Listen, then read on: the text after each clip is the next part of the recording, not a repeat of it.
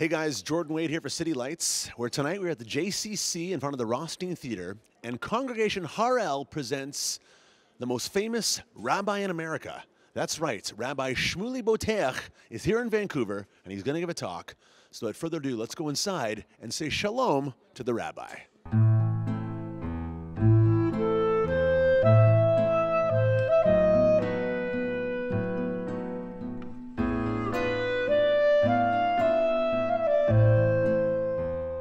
What brought you to our fair city tonight? Vancouver's beautiful, and I gave a talk. But I love coming to Vancouver. I've been here before. I was invited by our community to speak about my new book, and I was thrilled to speak about a very important subject, lust and desire and covetousness and relationships. But I wonder if for those that didn't get a chance to be here, if you could try to articulate, in your opinion, lust versus love. Well, love is a comforting, nurturing emotion that makes you feel safe and secure. It's a bonding emotion, and it's a beautiful emotion. Lust is precisely the opposite. Lust is an unsettling emotion, and it's about this current that draws you to someone magnetically. And it's a confusing emotion. It overpowers you, it overtakes you. And for that reason, people often demonize lust. They're uncomfortable with lust because it's an out-of-control emotion, and yet it's the most powerful tool in our arsenal, in our erotic arsenal, to be drawn and attached to someone that we love, especially in marriage. The number one cause of divorce today is erotic boredom. It's people who may love each other, but they don't lust after each other. They begin to drift apart. And we have to reverse that at all costs. Something else I read about, you were talking about in the Mail online, about how men should step up and make sure that they pleasure their wives, put that ahead of their own personal pleasures. Can you speak to that a little bit? Yeah, and I did speak about that tonight. Look, men are very often selfish lovers. And male climax is a quicker route than female climax. So in our religion, in Judaism, a man is actually obligated to pleasure his wife, to make sure that sex is a pleasurable experience for her. We acknowledge a woman's deep-seated libido. We believe women are more sexual than men. And instead of sex being something which is just gratifying to the male nature, it's supposed to be gratifying to the female nature. Now, the old joke goes that sex is the price that women pay for marriage, and marriage is the price that men pay for sex. We reject that categorically. Sex is the fundamental glue that bonds a man and a woman together. And if things don't work well in the bedroom, they're not going to work well in the living room. Sexuality is the most fundamental component of a marriage. And it's incumbent upon us to keep it alive, to keep it fresh. Studies show that between 1 out of 3, 1 out of 5 American marriages is entirely platonic today. Now, that's a tragedy. It's a tragedy to be in a marriage where you're not lovers, where you get in bed together every single night and you have no compulsion to fondle each other, to touch each other, to hug each other, to make love to each other. And I'm committed to strengthening marriages, and you can't strengthen marriages without strengthening physical and emotional intimacy. With the invention of the automobile, things changed completely. It was now men asking women out, and they were now dating. Now, what does that even mean? I am dating Stephanie. Is she a fossil? Did you bring carbon-14 with you? What does that even mean, you're dating someone? And from there we went to going out. We are going out. Really? Like in the Millennium Falcon from Star Wars? Dating is fundamentally broken around the world in virtually every city. Men and women are not communicating well. Attraction is diminishing. Look at how many women feel very inhibited about their bodies and about their looks. They look into a mirror and they actually hate what they see. When all studies show that the sexiest quality of any woman is her self-confidence. So if she's not confident about who she is and the gifts that she has, then she's going to be less attractive to herself and to others.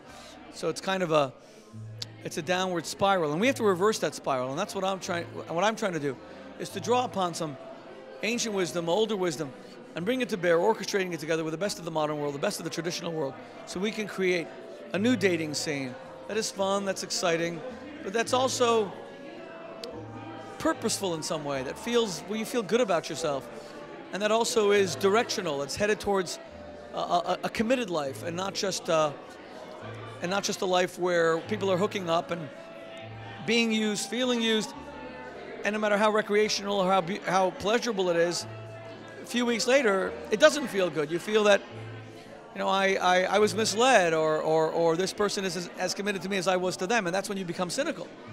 You feel that there isn't reciprocity. So we're trying to create something that's better. Do you have any advice, anyone watching, about if they're feeling jaded about their own relationships, something like that comes to mind in ways that they can sort of tweak the thought process of what they're going through? Well, we shouldn't be jaded about anything in life. I mean, to the extent that we grow cynical because of negative experiences, we have to reverse that, and we have to be optimistic and hopeful about the future by doing things differently. I'm not saying we should just think that, like, Mr. Right is going to fall into our lap, or that a moribund marriage is suddenly going to become passionate because we wish it to or we will it to. No, we have to act in order that transpires, and action is everything. So, if you're, let's say, in a bad marriage and you feel you and your wife or you and your husband just don't understand each other, well, you know what? Learn to articulate that, not in an insulting way, not in an offending way, but communicate. If you feel unappreciated, you can say that to your spouse. If you feel you're not being appreciative enough, learn to compliment. I always say that a successful marriage has at least a 3-to-1 compliment to criticism ratio. And compliments, the interesting thing about compliments is that they're free. They cost nothing. How hard is it to tell your wife, she looks great today, or every day? How hard is it to tell your husband you appreciate everything he does for you, for the family? And yet we so often refrain from offering that praise. Why? There's no good explanation. We have to habituate ourselves to be people who are a blessing to the lives of others, always. I remember the summer of 2009, 2000, whatever, the iPhone 4, it was 105 degrees outside with like 100% humidity. Apple was giving out water. That's a lot of lust for a telephone. They couldn't live without it. How did he make us lust after our telephones? By invoking 3 principles, which I believe come from the Song of Solomon. The first thing that Steve Jobs did with the iPhone was he made it impossible to buy. So you spoke about this a bit in the topic. What are the 3 ingredients of lust? The 3 ingredients of lust are unavailability, mystery, sinfulness. So unavailability it's kind of the reverse of what's happening in our culture, that sex on tap, people often have sex on the first date. You know, there has to be 4 stages to dating. Attraction, where you're just drawn to each other inexplicably. Communication, you begin to talk. Emotional intimacy, you begin to share secrets. And finally, physical intimacy, the consummation of the first 3. If you put them out of order, attraction, physical intimacy before emotional intimacy, before communication, the other steps may never come. The second rule after unavailability is mystery. There has to be more mysteriousness between the sexes. Finally, sinfulness. The Talmud says very beautifully and very truthfully that stolen waters are sweet. Look at world literature. Authors were not writing about the faithful, devoted wife. They were writing about the unfaithful, infidelitous wife. Madame Bovary, Anna Karenina, Tess, Lady Chatterley. So how do you take marriage, which is such a legal construct, and make it sinful? And that's what I talked about tonight. Oy vey! What an interesting evening here at the JCC with the love prophet, the larger-than-life Jewish sex icon himself, Rabbi Shmuley Boteach. Thanks to him for coming in and enlightening us on love and lust. And if you're lusting for more, check out his new book, Kosher Lust. For City Lights and Novus TV, I'm Jordan Wade.